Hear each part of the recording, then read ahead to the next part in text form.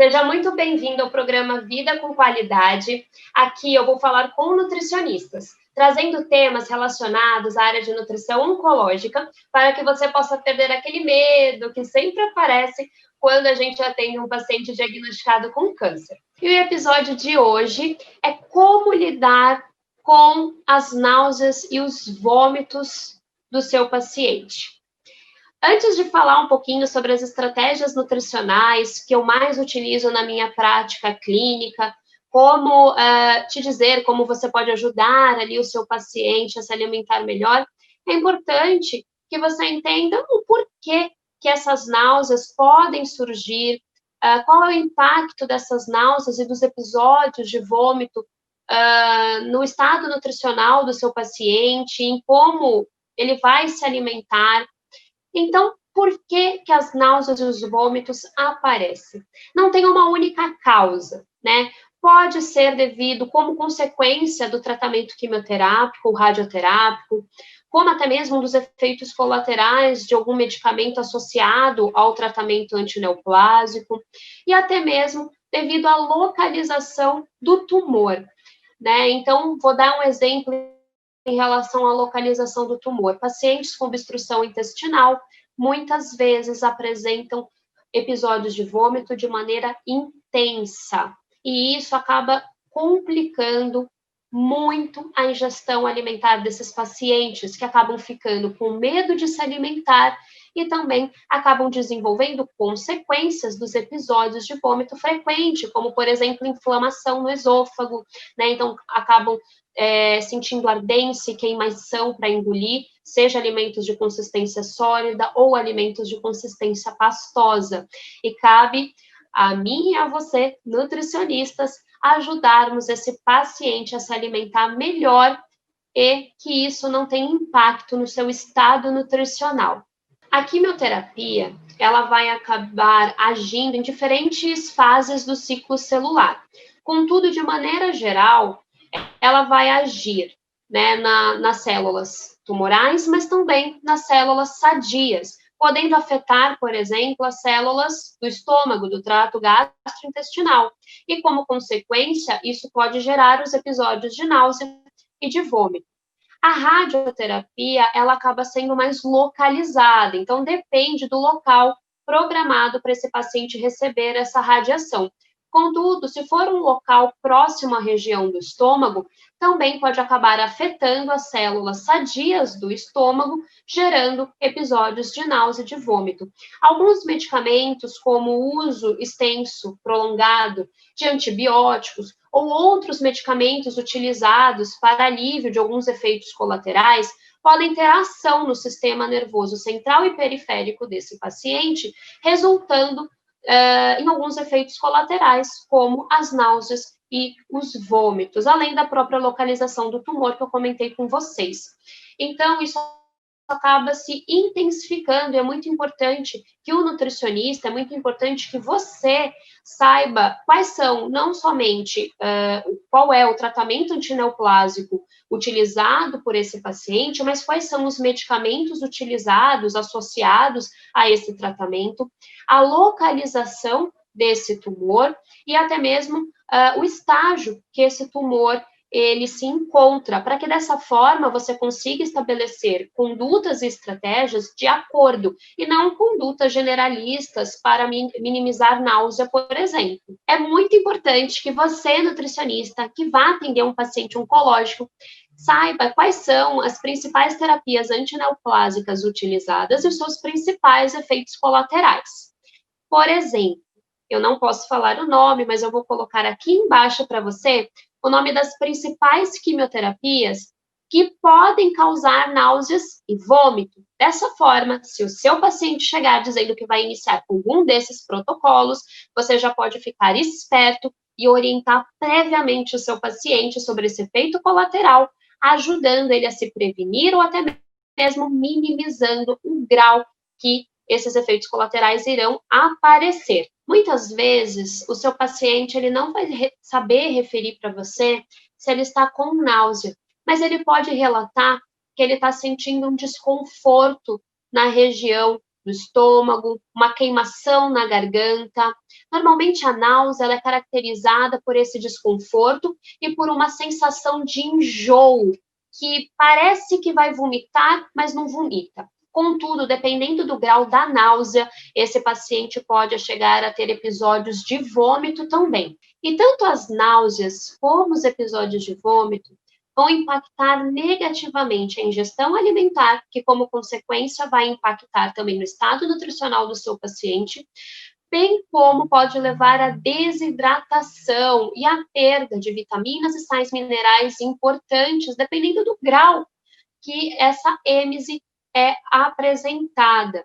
Né? Então, é muito importante que você faça essa avaliação para que você possa estabelecer as melhores condutas para o seu paciente. Essa avaliação sobre o grau de toxicidade do seu paciente, como o paciente se encontra, você só vai obter a partir de uma boa anamnese. Receber um paciente no consultório ou até mesmo no seu ambiente hospitalar, que esteja apresentando fortes náuseas e episódios de vômito, não é fácil. Muitas vezes, isso pode acabar gerando uma frustração da nossa parte por não conseguirmos fazer com que esse paciente se alimente adequadamente e até mesmo uma ansiedade do paciente, dos seus familiares e também de toda a equipe. Eu me lembro que a primeira vez que eu atendi um paciente nauseado e que apresentava quadros de vômito foi realmente bem desafiante, porque eu era iniciante, eu não sabia muito bem como lidar, e eu estava, na época, na residência. Então, eu tinha todo um acompanhamento também de profissionais mais experientes que puderam me ajudar nesse sentido.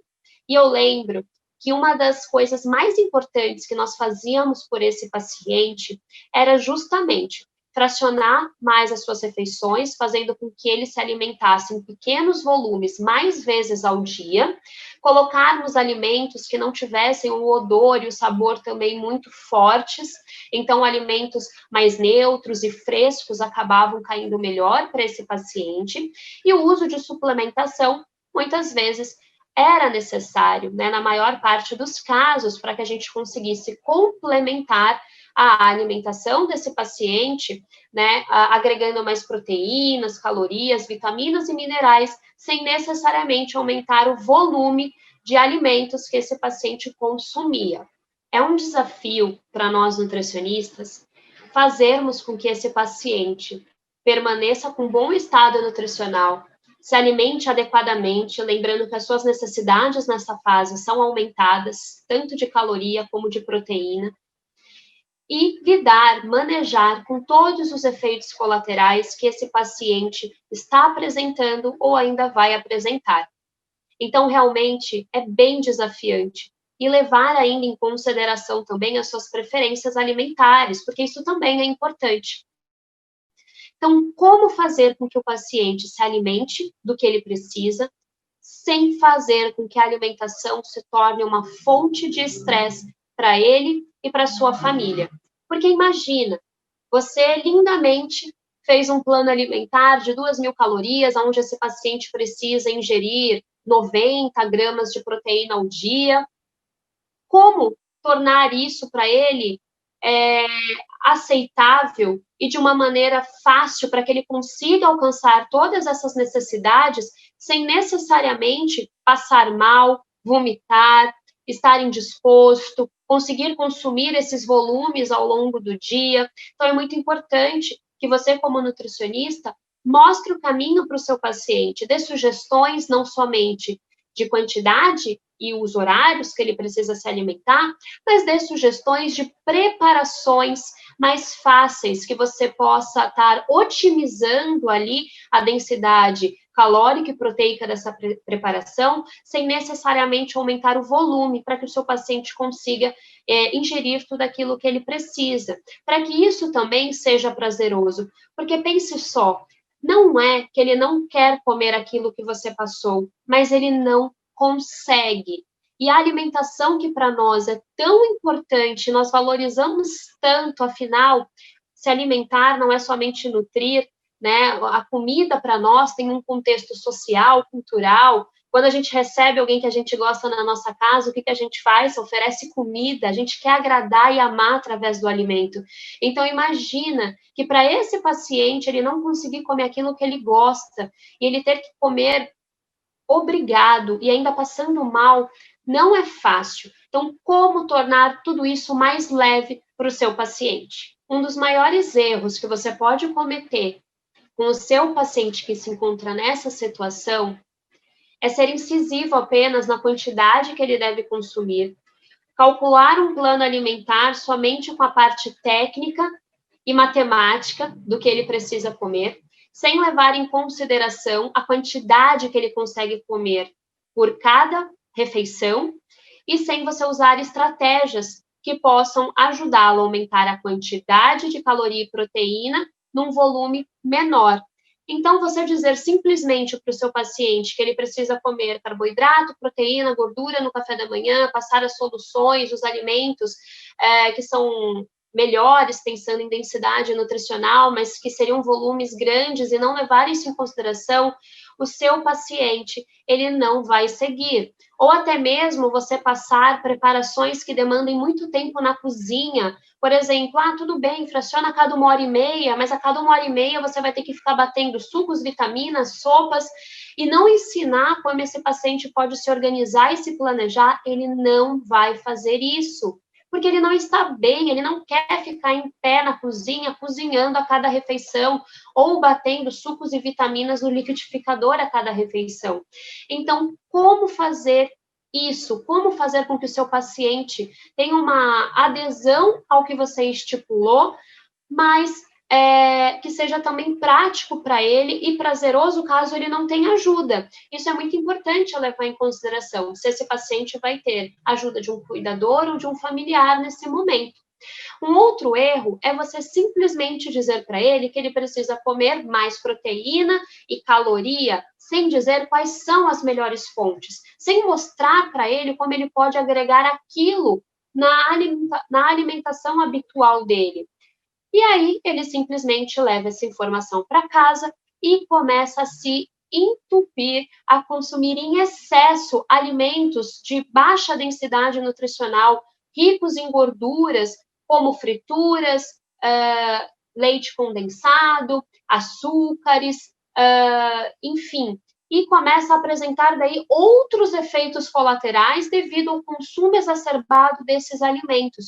Então, é importante que não somente você oriente que esse paciente precisa consumir mais proteína e gordura, mas quais são os melhores módulos calóricos e proteicos que ele pode estar utilizando para enriquecer as suas preparações. Por exemplo, um paciente nauseado, apesar dele precisar consumir mais calorias a partir de fontes de gordura ou até de carboidrato, existem melhores opções de gordura e carboidrato para você estar indicando.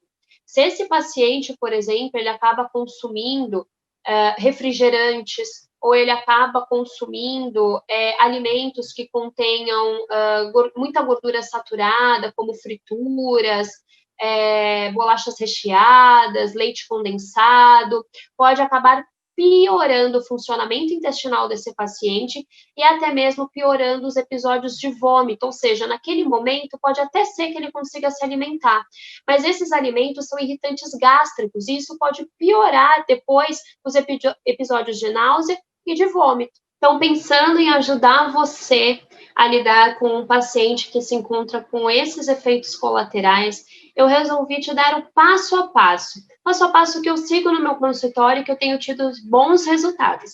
A partir desse passo a passo, é claro, você pode adaptar de acordo com a sua realidade, de acordo também com a individualização da conduta nutricional. Mas talvez seja um norte para que você possa estar seguindo e te ajudando a ajudar de maneira mais eficiente esse paciente e vê-lo melhorar, tendo mais qualidade de vida e bem-estar nessa fase.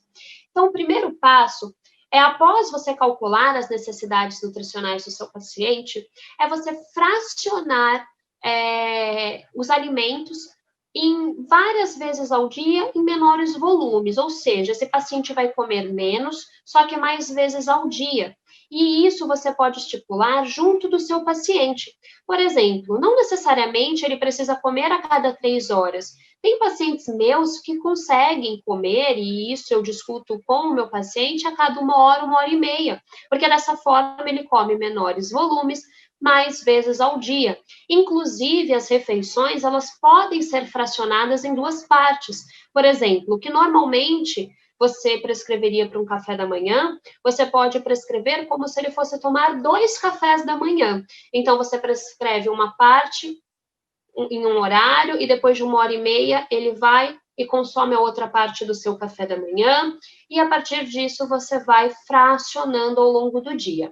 É importante também que nesse fracionamento você leve em consideração qual é a melhor consistência para cada horário. Por exemplo, talvez você querer fracionar alimentos sólidos a cada 1 hora e meia, esse paciente não consiga em todos os horários se alimentar dos alimentos sólidos. Mas se você conseguir ir variando preparações sólidas com cremosas e pastosas, ele tem uma melhor aderência.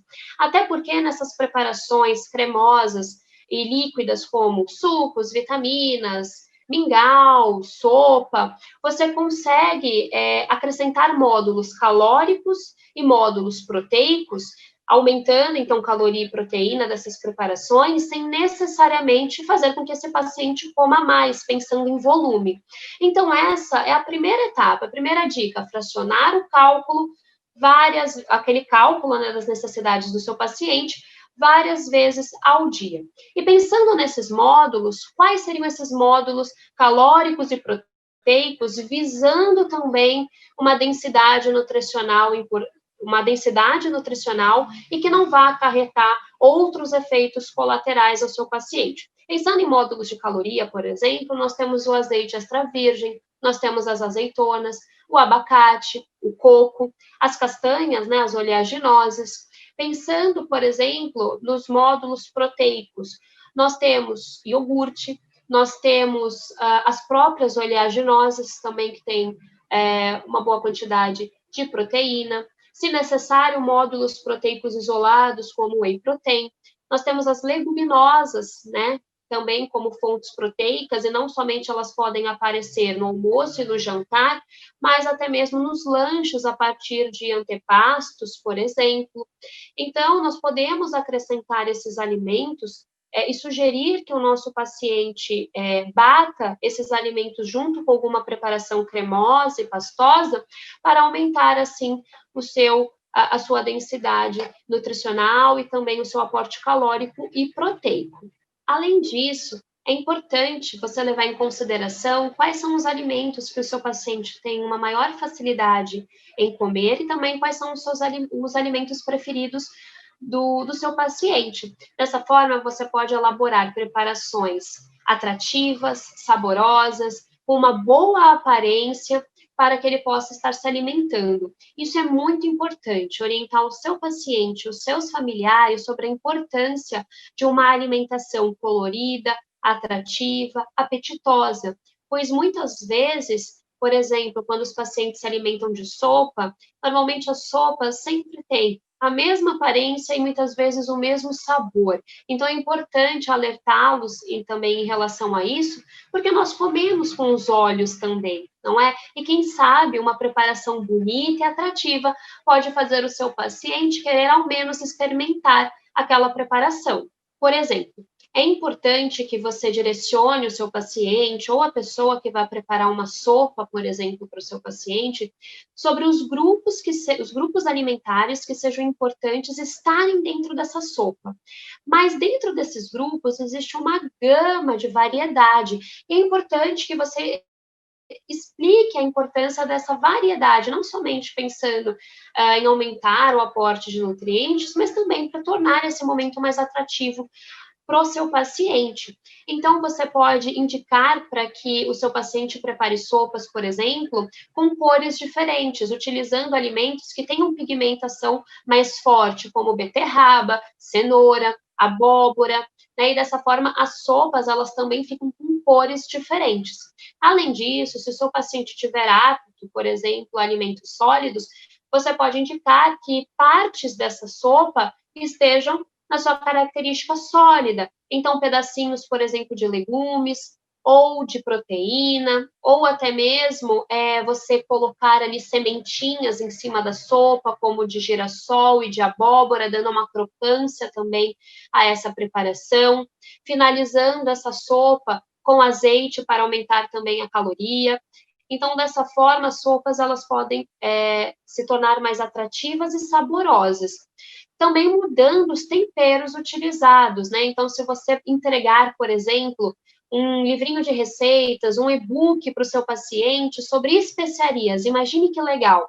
E aí, cada especiaria, você ensina o seu paciente com qual alimento combina mais. E dessa forma, o sabor da sopa também muda, porque ele vai mudar também os temperos, e isso faz toda a diferença. Então, dessa forma, uma mesma preparação, né, sopa, se torna diferente, atrativa e com diferentes sabores também. Outros pontos que você pode também estar se atentando e orientando o seu paciente, não somente em relação ao fracionamento das refeições e o fato dele estar adicionando esses módulos, como eu comentei, é você orientá-lo em relação à temperatura desses alimentos. Os alimentos mais frescos e gelados, eles tendem a cair melhor. Os pacientes, eles têm uma melhor aceitação dessas preparações, como milkshake, suco, sorvete, vitaminas, picolés. E você pode fornecer receitas saudáveis para os seus pacientes, com essa característica para que eles possam incluir muitas vezes nos lanches intermediários, até mesmo no café da manhã, numa refeição principal. Em relação ao almoço e jantar, o que você pode indicar? Se for no caso de sopas, existem sopas hoje também diversas receitas de sopas geladas. Mas o que você pode indicar é que o seu paciente consuma sopa numa temperatura mais morna e não muito quente.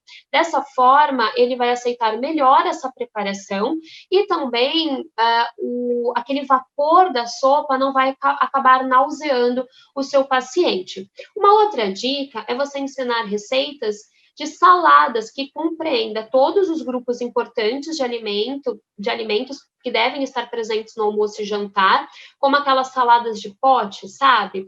Então, você pode dar dicas de como ele pode montar saladas frescas, né, refrescantes, mas que ele acabe ali consumindo tudo que ele precisa. E também ensinando molhos, né, para essas saladas. Então, nesses molhos podem conter, por exemplo, iogurte, azeitonas, abacate, as oleaginosas, né, as castanhas, e você já está agregando também, através do molhinho, caloria e proteína. Falando em alimentos frescos e gelados, os picolés e os gelinhos, eles podem não somente contribuir para a hidratação desse paciente, mas também para minimizar esses sintomas, dependendo dos ingredientes que você coloca nesses picolés e nesses gelinhos.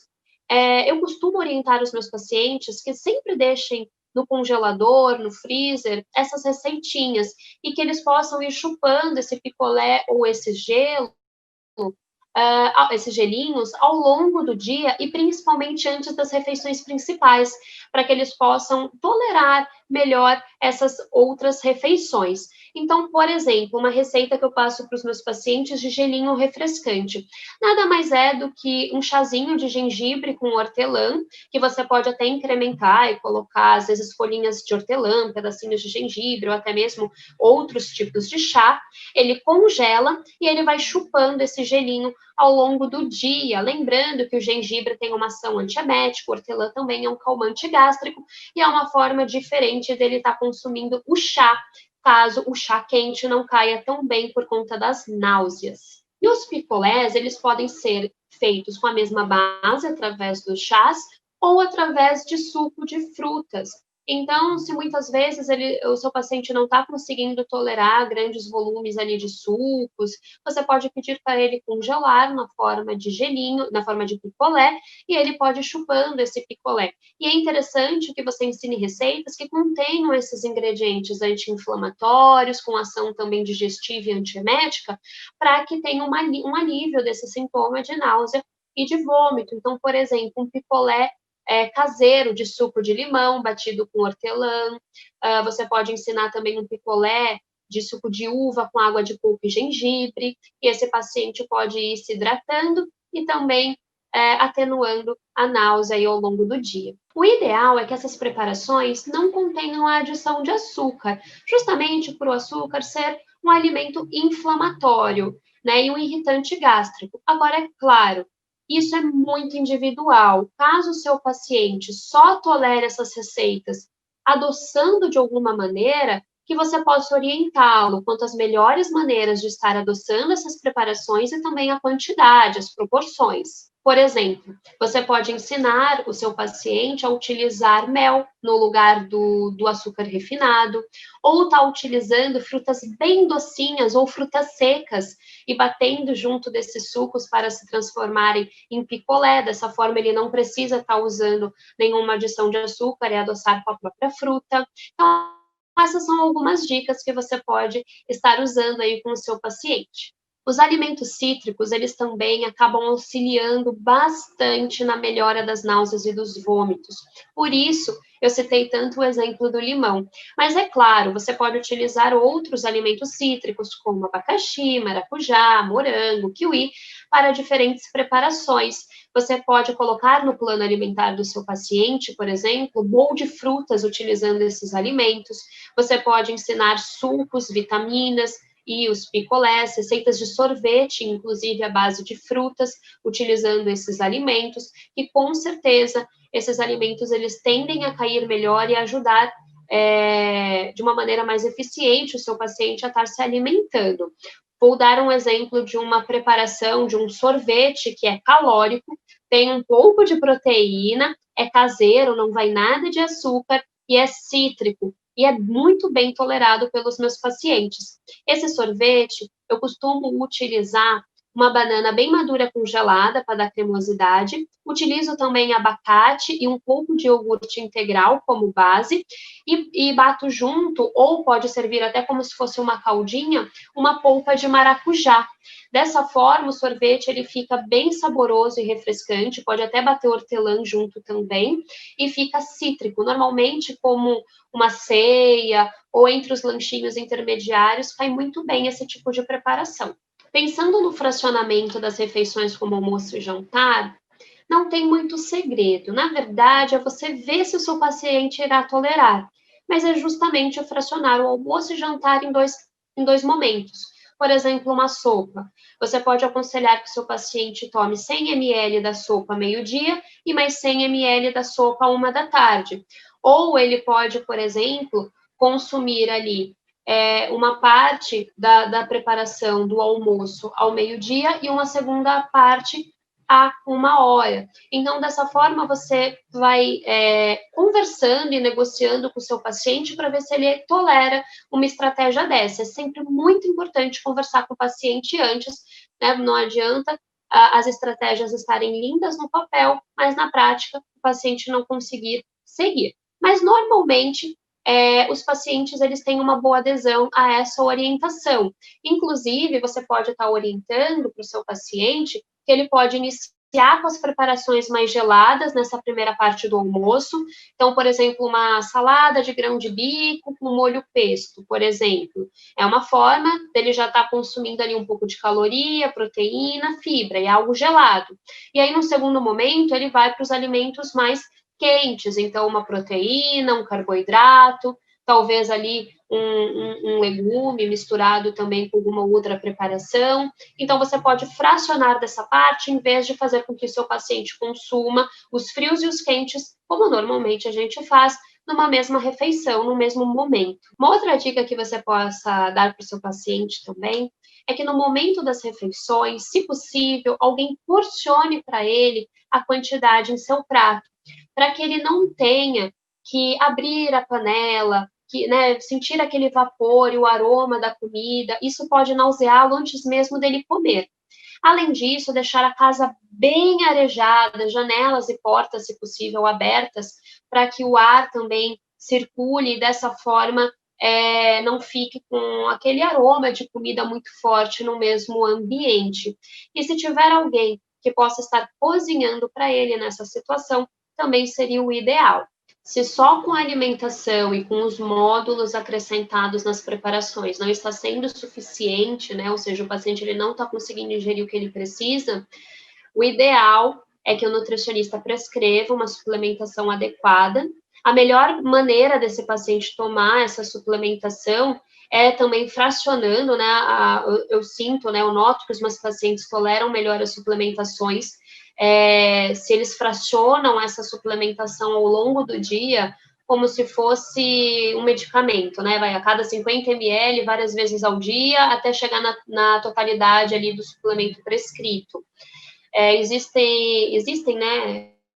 Existe uma gama, na verdade, de suplementos, e aí cabe a você, nutricionista, verificar qual é o melhor para o seu paciente, também de acordo com os efeitos colaterais que ele está apresentando. Bater esse suplemento também com frutas mais cítricas e deixar esse suplemento bem geladinho, eles têm uma melhor também aceitação, para quebrar, às vezes, aquele sabor adocicado do suplemento.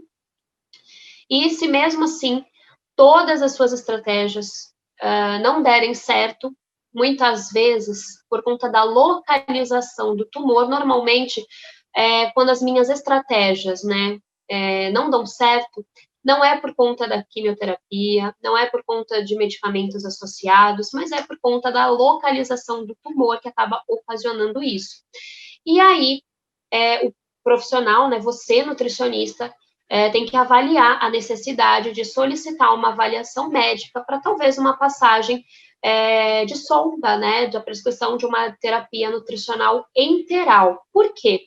Esse paciente, nossa prioridade controlar ali, né, o estado nutricional do nosso paciente, né, fazer com que ele se mantenha num bom estado nutricional, para que ele não perca massa muscular ou perca o mínimo possível, né, para que ele esteja bem nutrido e evite desnutrição e o processo de caquexia. Então, se você observar que com todas as suas orientações, com todas as receitas, que você já zerou os seus estoques de alternativas, né, e que a passagem de sonda seria a mais viável nessa situação, então é muito importante que você entre em contato com o restante da equipe, explicando a situação, dando o seu parecer e pedindo a opinião deles e a avaliação deles nesse caso. Lembrando, né, que se a alimentação por via oral mais suplementação oral não for suficiente, o paciente continua ingerindo inferior a 60% das suas necessidades diárias, nutricionais diárias, por mais de 7 dias, o indicativo já é de prescrição de terapia nutricional enteral. Então, é muito importante que você fique de olho no seu paciente, que você o acompanhe de perto, note aí essa dificuldade dele estar se alimentando e mantenha sempre contato com a equipe médica que o acompanhe.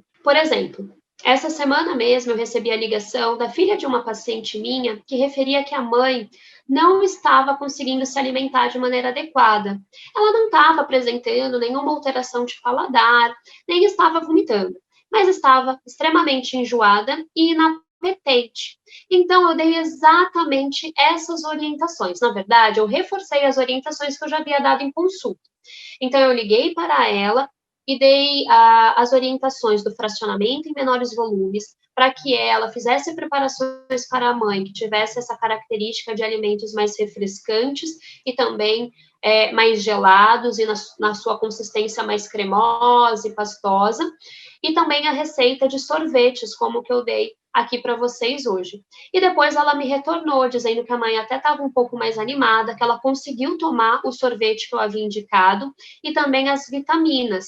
E dessa forma, ela conseguiu fracionar e colocar mais dessas receitas ao longo do dia na rotina da mãe, e a mãe, aos poucos, foi tomando tanto o suplemento que eu havia prescrito, como essas outras preparações. Eu também fiz a indicação dos chás, como o chá de gengibre com hortelã, e que apresentou um bom resultado. E ela também fez uso dos gelinhos, né? Então, dessa maneira, todo o contexto favoreceu para que ela se alimentasse melhor e que ela se sentisse mais disposta. E como consequência, ela se sentindo mais disposta e menos enjoada, nos outros dias ela conseguiu se alimentar melhor também, e cada dia mais ela ia melhorando.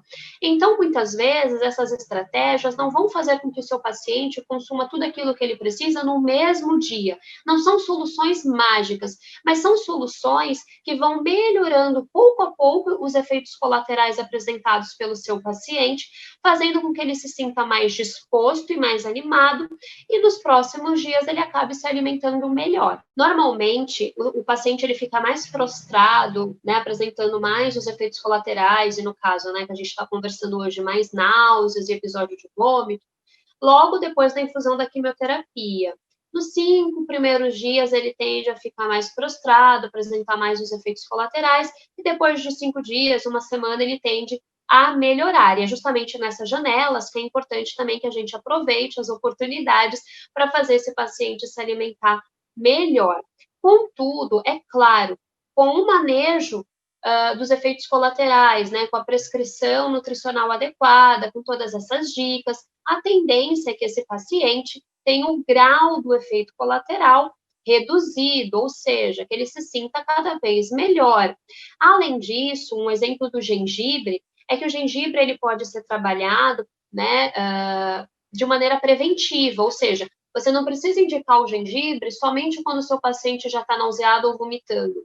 Você pode indicar que esse paciente faça uso do gengibre de maneira preventiva, porque até mesmo os estudos, eles referem que o consumo de 1 grama e meio de gengibre todos os dias, independente do momento da químio, faz com que esse paciente se sinta menos nauseado pós a infusão da quimioterapia. Eu espero que você tenha gostado de todas essas dicas, essas explicações, espero que você consiga aplicar na sua prática clínica, e se você gostou, então fica ligado aqui no meu canal, porque toda semana eu trago um conteúdo exclusivo para você, para poder te ajudar a atender os seus pacientes oncológicos. Comigo, você não fica de mãos atadas.